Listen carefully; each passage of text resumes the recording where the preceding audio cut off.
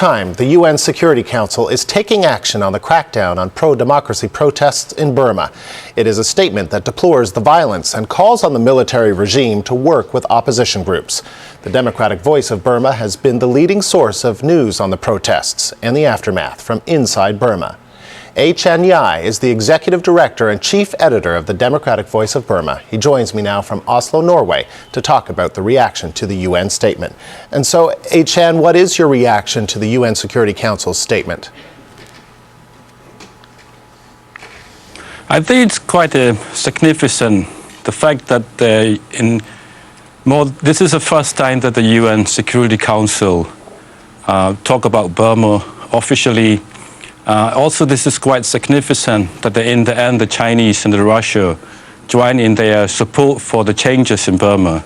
But at the same time, we have to note that whether the military general in Burma, are they really hearing the message that the UN is sending to them, or are they thinking about this is another empty threat from the United Nations?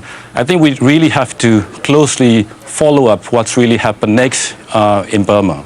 And let me ask you a little bit about that, because the United States, as another member, a permanent member of the Security Council, wanted wording that was much stronger in condemning the military junta in Burma. It was watered down. Largely, China, it seems, is blamed for that they wanted it to be watered down. Tell me a little bit about what you think about that.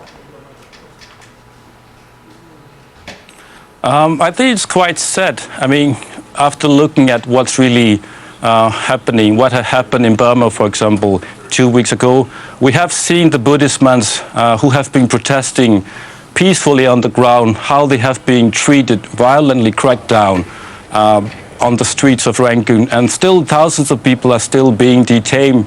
But still the United Nations Security Council talking about how the language is being used.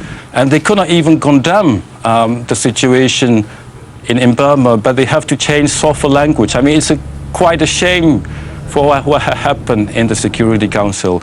But at the same time, this is the first time that China joined and that Russia joined in.